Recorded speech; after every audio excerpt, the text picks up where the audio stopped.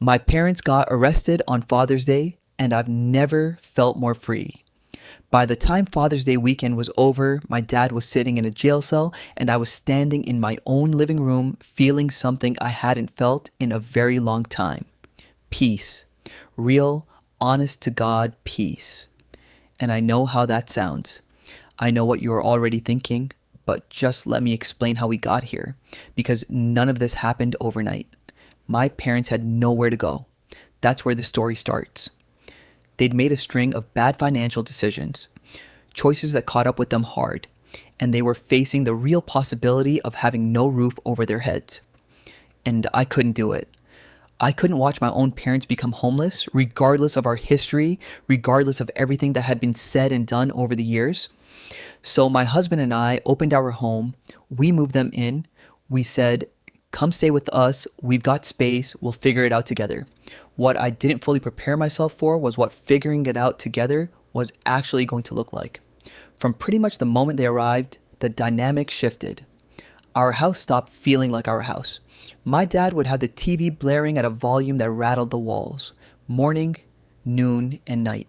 There was constant noise, constant tension, a low-level hum of friction that never really went away. And then there was the way they treated my husband. Comments here, little digs there. The kind of subtle belittling that's easy to brush off once but becomes suffocating when it's happening every single day. They also had strong opinions about how we were raising our kids, and they weren't shy about sharing those opinions. In our home, in front of our children, my husband never asked me to choose. He never gave me an ultimatum, but I could see what it was doing to him. I could see what it was doing to all of us. I'd already posted about my dad before this, about the tension between us, about how hard their relationship had always been. So this wasn't some sudden revelation. This had been building for a long time. But I kept telling myself, they need us. They have nowhere else to go. I can hold on a little longer. Then came the Pop-Tarts. I know. Of all things, right? I want you to understand, it wasn't really about the Pop-Tarts. It never is with stuff like this. But that's what set him off. He texted me while I was out, furious, claiming they were missing, accusing me. I don't even know of what exactly. And by the time I got home and actually found them right there in the pantry, it didn't matter anymore. He'd already worked himself up. And what started as an argument over snacks turned into something else entirely. He started making accusations that weren't true. Things escalated, and then it crossed a line that I cannot walk back from because it turned physical. So for Father's Day this year, my dad was in jail. The sheriff's department issued an emergency protective order. My mom, who had been seriously ill just a year before, genuinely almost didn't make it, was still at the house with me. And instead of taking a breath, instead of recognizing the gravity of what had just happened, she came at me too, screaming, accusations. The same script, different voice. I want to be honest about how I felt in that moment, because I think it matters. I was exhausted, I was shaken, but underneath all of that, somewhere quiet and steady, I was also done. Something had finally broken loose that I hadn't been able to break loose on my own. The situation had made the decision for me. My brother bailed my dad out. He came and picked up my mom. And just like that, in one afternoon, my entire biological family was gone from my life. My parents, my brother, all of it. Swept out like a tide going back. And here's what I need you to hear, because I know it might be hard to understand if you haven't been here. I was relieved. Not sad, not guilty, not in that hollow, numb kind of shock where you're waiting for the grief to arrive. I was genuinely, completely relieved. That night, my kids and I sat on the couch and watched movies, just us. The TV was at a normal volume. No one was arguing. No one was walking on eggshells. My kids, and I noticed this immediately. It wasn't something I had to look for. They seemed lighter, like they'd set something down they'd been carrying without knowing it. We just sat there together in our home, in our quiet, and it felt like taking the first full breath I'd taken in months. People talk about chosen family, and I used to think that was something people said when they didn't want to deal with their biological family. Like an excuse. I don't think that anymore. Sometimes the people who are supposed to be your foundation are the very thing pulling you under. And sometimes love is not enough to justify staying in a situation that's damaging everyone it touches. I knew what I'd done for my parents. I didn't need anyone to tell me. We took them in when they had no one. We gave them our space, our patience, our home. And I also know I've really sat with it, that I did more than I should have. Not because I'm a saint, not because I was trying to earn anything. I did it because I didn't want to live with the alternative, but there's a point where continuing becomes its own kind of harm. I'm at peace with where things stand. I'm genuinely okay if they never speak to me again. That's not bitterness talking. It's just the truth. Some relationships run their course. Some people, even people who are blood, cannot exist in your life without breaking something. And recognizing that isn't failure, it's clarity. I think about my kids watching movies at night, relaxed and laughing. I think about the quiet. I think about my husband, who never once asked me to choose, finally being in his own home without someone making him feel small in it. That's what I was protecting when I let them go. That's what it cost to get here. So you tell me, was I wrong? I genuinely want to know what you think, because I've gone back and forth in my head more times than I can count. Drop it in the comments. Because I'll be honest, I've stopped being sure that I know the answer. I just know how I feel. And right now, sitting in my own house in the quiet, surrounded by my kids and my husband, I feel free. I've carried this secret alone for almost 30 years. There is something I have never said out loud, not to my parents, not to my siblings, not to a single friend, a doctor, a stranger on the street, nobody. The only one who knows is God. And I have been carrying this alone for as long as I can remember. I don't even know exactly where to start, because this isn't a story with a clean beginning. It's more like something that was always there, underneath everything, shaping every decision I've made and every version of myself I've tried to present to the world. But I'll try to take you back to where I first started noticing it. I grew up in a conservative family, and I mean that in the fullest sense, the kind of household where certain things simply weren't discussed, where the expectations for who you were supposed to be were laid out before you were old enough to question them. I understood that early. Kids always do. And from the time I was very young, I knew something about me didn't quite fit those expectations. When my sisters weren't home, I would find my way to their things, their dolls. And I wouldn't just play with them, I'd lose myself in it. I wanted to wear dresses, I wanted to wear high heels. I didn't have words for any of that back then. I just knew it felt right in a way that a lot of other things didn't.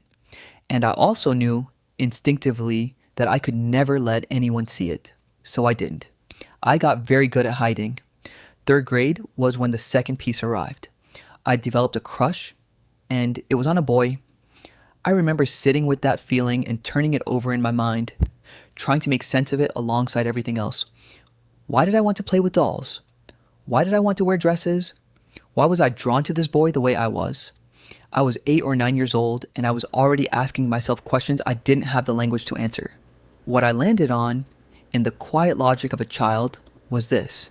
Maybe I have a female soul inside a male body. That was the closest thing I had to an explanation, and I held on to it. I never told anyone. Not then. Not ever. The years went on. I got older. The feelings didn't fade the way I think I hoped they would. They deepened. My attraction to men became something I couldn't ignore. My sense of having a female identity that had nowhere to go became something I carried everywhere, invisible and heavy. In high school, something shifted. I created a social media account, just a normal one, under my own name. But then, almost without planning it, I created another one, a female account. I gave her a name, a face, a personality. And in my mind, she wasn't a character. She was me. The version of me that I couldn't be in real life. That account got followers. Strangers reached out. Some wanted to meet her. And I know this sounds complicated, but I want to be honest about what that felt like. It felt wonderful. For the first time, I was being seen, even if who they were seeing wasn't exactly real. She was real to me. That was the version of myself I understood. And watching other people respond to her, value her, want to know her, it gave me something I hadn't realized I was starving for. But I lived in fear the entire time. Because she wasn't real, not in the way they thought. And one day, someone developed genuine feelings for her, for me.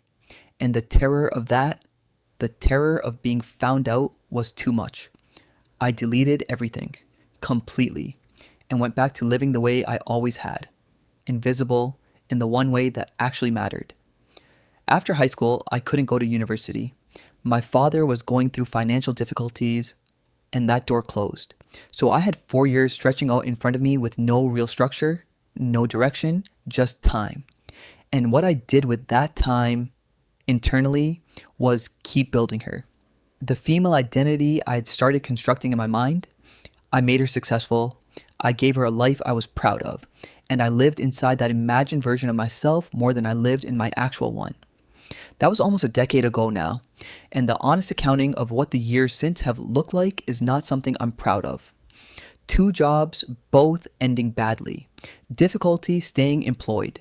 Struggling to build a real career history, which now makes finding work even harder because I'm in my late 20s and most employers want years of experience I don't have. I don't go to the gym. I've tried. But being around men there, something about that environment, it pulls at something in me I'm not ready to face in public. The feelings about my female identity surface in a way I can't manage, so I stay away.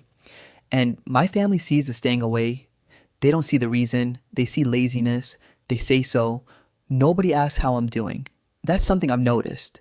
Not in a self-pitying way, just as a fact. You know, the people around me see a version of me that they find frustrating, and they respond to that version. They don't know there's anything underneath it worth asking about. How could they? I've never shown them. I have searched dating apps, trying to understand myself, trying to test what's real. I met someone once, a man, and when he kissed me, I felt something I wasn't expecting. Not connection, not confirmation, disgust. And that confused me more than almost anything else because I spent so much mental and emotional energy feeling drawn to men.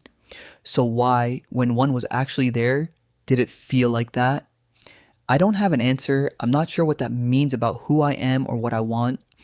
I'm not sure if what I experience as attraction to men is something genuine, something layered, something else entirely. I don't know. And not knowing, after all these years of carrying this alone, is its own kind of exhaustion. I'm tired. That's the simplest way I know how to put it. I'm tired of waking up every day inside a life that doesn't feel like mine. Tired of the weight of a secret that has never once been shared with another human being. Tired of watching other people seem to just live while I spend so much of my energy managing what's happening underneath the surface. I don't know if I'm transgender. I don't know if I'm gay. I don't know if those labels fit or if something else fits or if anything fits. What I know is that from the time I was a child, something in me reached for a different life than the one I was given. And I have spent almost 30 years making sure no one could see it.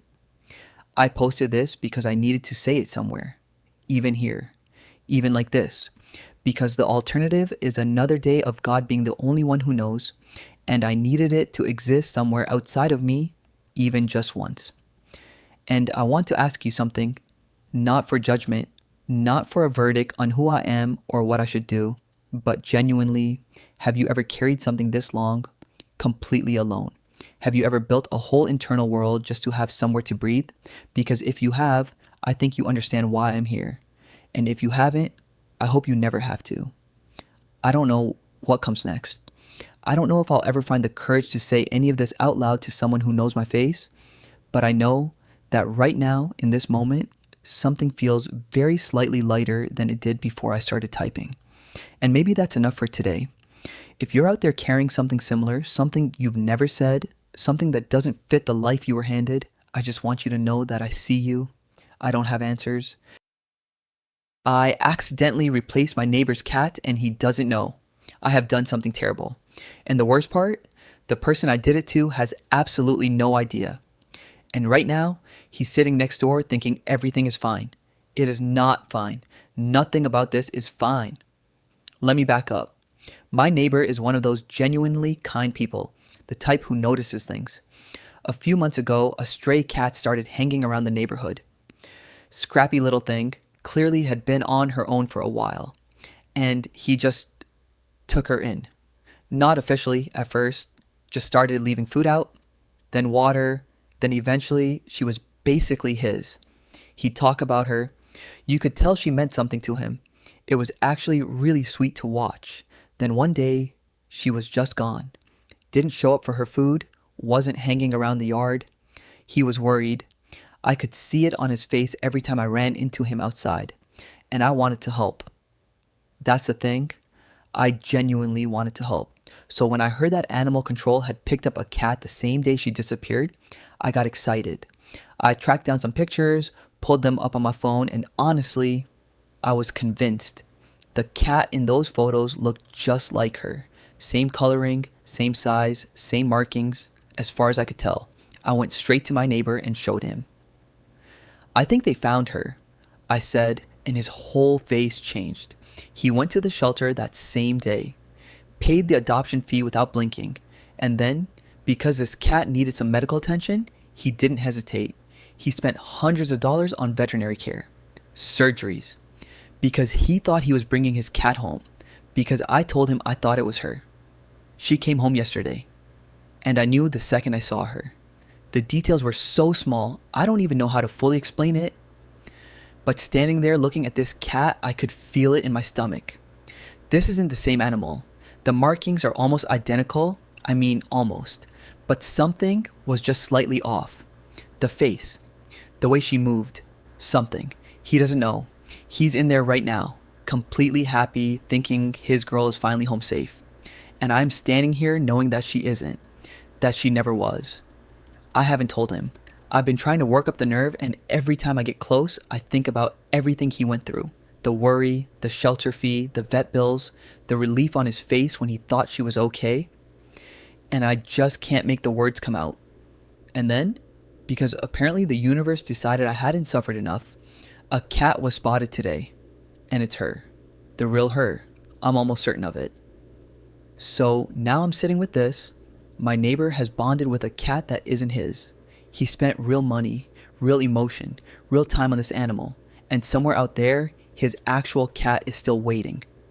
Do I tell him? Do I let him keep living in this version of events where everything worked out?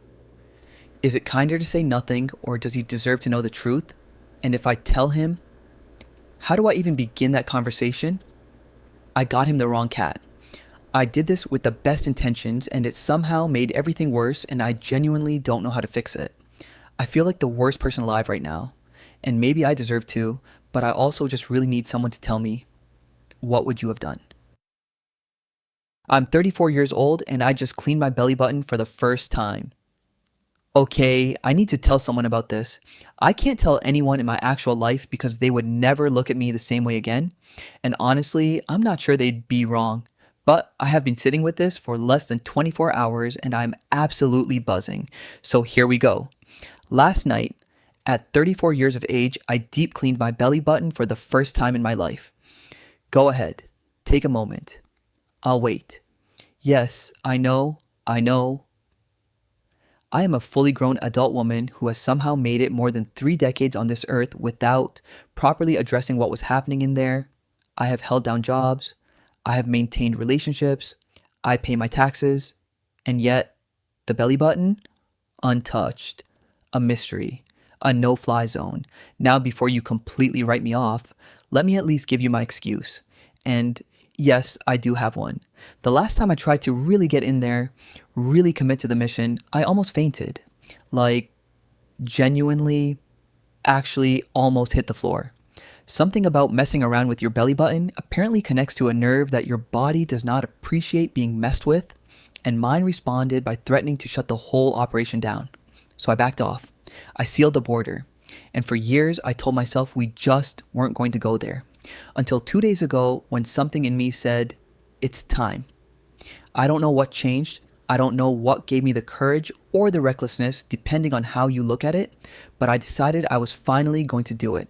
I was going in. I started by pulling things in every direction, trying to actually see the full depth of what I was working with. And that's when I saw it. There was something in there, a dark mass, a glob, roughly half the size of a pea, sitting deep in the folds like it had been there since the Clinton administration. And I panicked because my brain being the helpful organ it is, immediately went to the absolute worst possible conclusion. I was convinced, genuinely convinced, that I was looking at some kind of open wound, necrotizing fasciitis, flesh-eating bacteria that had been quietly colonizing my navel for 34 years.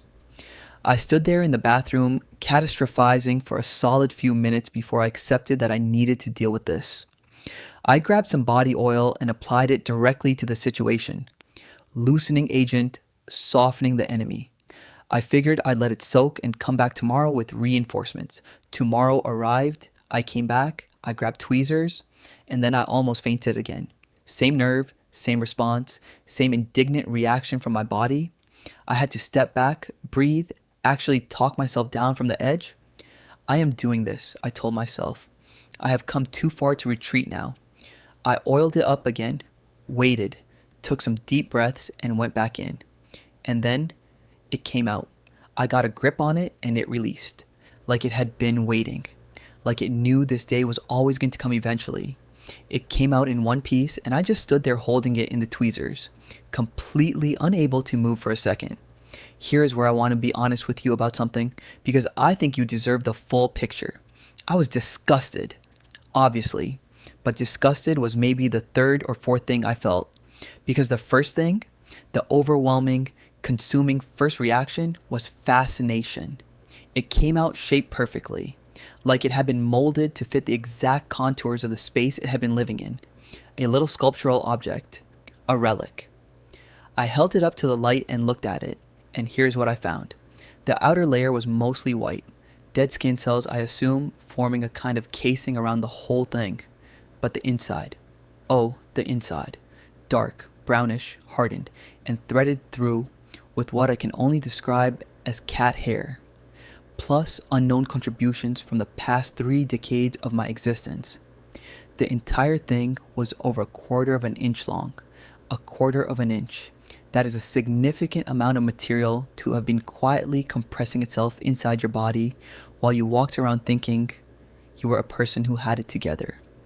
I should have thrown it away immediately. I want to be clear that I know that.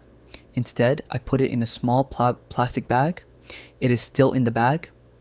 It has been less than 24 hours, so I'm choosing not to judge myself yet. I am just observing. Scientifically, I keep taking it out and looking at it and genuinely wishing I had access to a microscope, because I have so many questions about what is in there. What ecosystems developed? What timeline of my life is represented in this little artifact? I am never going to know the answer to these questions, and that might be what bothers me most.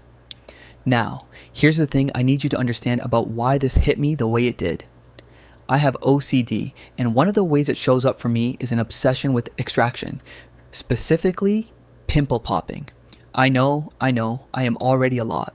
But if you are a fellow sufferer, you know exactly what I'm talking about. There are specific moments from years ago that I still think about. Specific satisfying extractions that live in my memory like little trophies.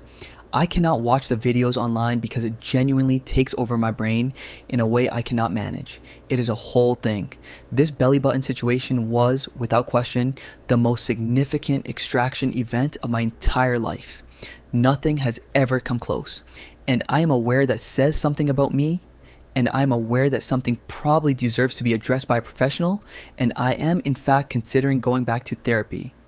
Not necessarily because of the belly button specifically, but it definitely accelerated the timeline. The truly maddening part of all of this is that I cannot tell a single person in my actual life. Not my friends, not my family, not anyone who has ever seen my face, because if they knew, it would change things. I would be the belly button woman forever. And I am many things, but I refuse to be reduced to that. So instead, I am telling you. Strangers on the internet. Which honestly feels like the right audience for this, and I mean that as a compliment. What I can tell you is this: I will never let it get like that again. The fact that it reached that point in the first place is something I have to live with, and I will. But going forward, maintenance will happen regularly, with appropriate tools and appropriate oil and appropriate breathing exercises to manage the fainting situation. And if you have never cleaned your belly button, and statistically, some of you haven't, and you know who you are, I am begging you, with love, with urgency, go check right now. After this, just pull it open and look. You may have a whole situation in there that you don't know about yet. I promise the fascination outweighs the horror. Mostly.